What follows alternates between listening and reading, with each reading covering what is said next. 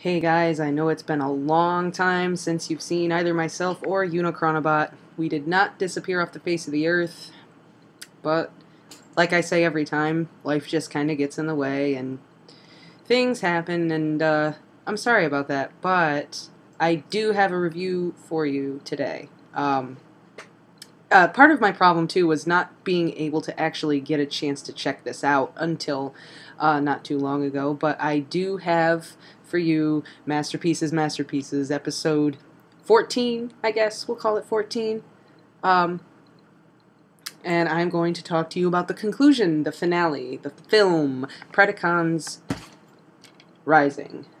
I did not get a chance to really watch it until it came out on DVD because the internet hates me. So my review for this has been a long time coming. But that being said, I'm here to talk about it.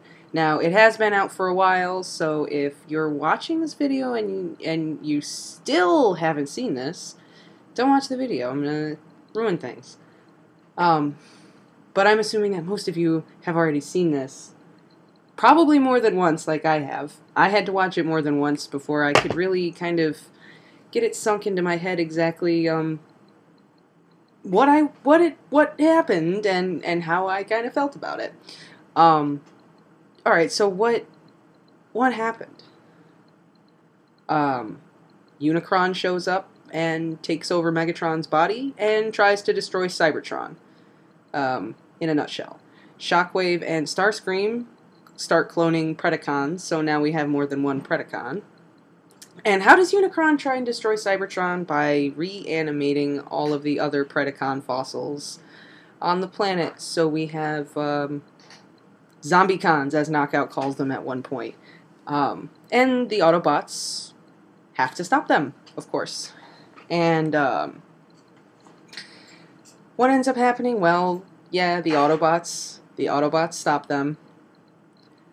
Optimus ends up sacrificing himself to return the Allspark to its core, so that life can begin again on Cybertron. Let's see, what else happens? The Predacons finally join up together, you know, to help defeat Unicron, and then once Unicron is defeated, they show up and tell Starscream that they're going to settle old scores. And that's the last time we see Starscream, so we really don't know what... I'm assuming he's dead. And since pretty much everything that happened from the rest of Season 2 on through Season 3, a lot of that's really his fault, so he kind of deserved it. So I'm going to assume he's dead. The last time we see Shockwave is when he's telling the Predacons, yo, guys, join up together and stop all these Zombicons. That's probably your best bet. Shockwave takes on the Zombicons single-handedly and survives somehow. But then what happens to him after that? I don't know. We don't know. They don't tell us. So Shockwave's alive, but his future is undecided. Starscream, we don't really know. We're just going to assume that he's dead. Optimus has joined the Well of Allsparks. And the Age of Primes is apparently over because, here's the thing, alright? In order to defeat Unicron, Optimus has to remove the Allspark from its container, insert it into the Matrix of Leadership, and then trap Unicron in the little container. Because Unicron is a god and he's pure energy, and that's what that container is conveniently used for. So that's how Unicron is actually defeated. The Autobots came, they saw, they kicked its ass. I mean, am I the only one here who thinks that Unicron got defeated via Ghostbusters? Yeah, it's kind of what it looked like to me. Anyway, now Megatron, at the very, very end, who has been controlled the whole time by Unicron, Megatron at the very end decides that the Decepticons are no more because he now knows what the true meaning of oppression is, and he's been now that he knows what it feels like to be oppressed, he doesn't want to do it anymore. He doesn't have a taste for it anymore, and he just leaves. And that's when Starscream gets the bright idea, well, I'm going to lead the Decepticons now, and then the Predacons show up and kind of ruin his plans. And Knockout ends up really legitimately joining the Autobot team. He is a member of Team Autobot now. And always a great source of comic relief. I don't know about you guys, but Knockout cracks me up every time. I love him to death. Zombie-cons! Zombie-cons! I don't know. That's great. So lots of things happen, and how do I feel about that? I would have preferred Megatron saying, I remember what oppression used to feel like, because if anyone remembers, the whole reason why Megatron started the Decepticons was because he felt oppressed. He was a gladiator in the pits of Kaon. Can I talk today? Maybe. He was a gladiator in the pits of Kaon. He was one of the most oppressed individuals in Cybertronian society. So that's why he started the Decepticons in the first place. So it would have made more sense for him to have said, I remember what oppression feels like, not now I know what it feels like. That, to me, doesn't make any sense and kind of cheapened it a little bit. No kids whatsoever. That was awesome. No humans in the story at all. That was fantastic. Finally, all about the robots. Yes. That made me happy. No Miko. Now, we didn't get anything about Soundwave either. We got no update, nothing happened, so I'm assuming he's still stuck in some kind of weird dimensional vortex type thing.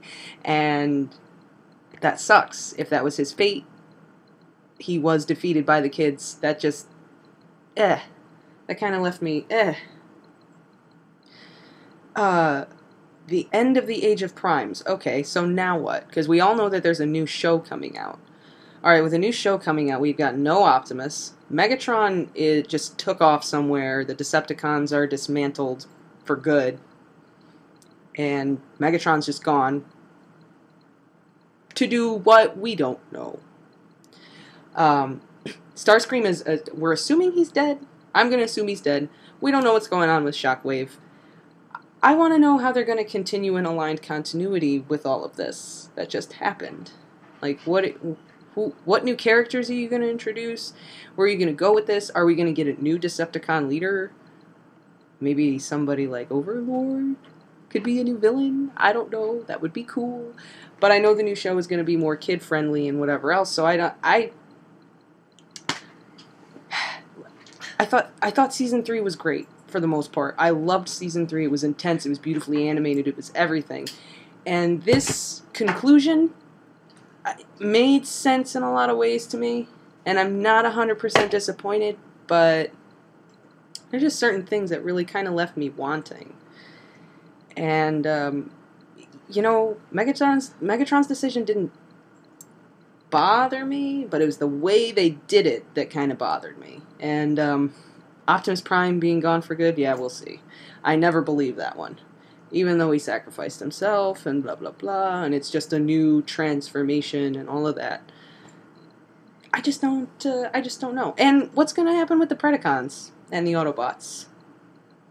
What's the deal with that? Where do they stand with each other? I don't know.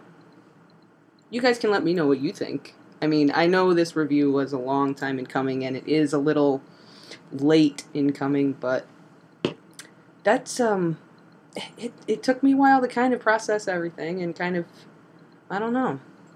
But, this has been Lexitron, and this has been another episode of Masterpieces.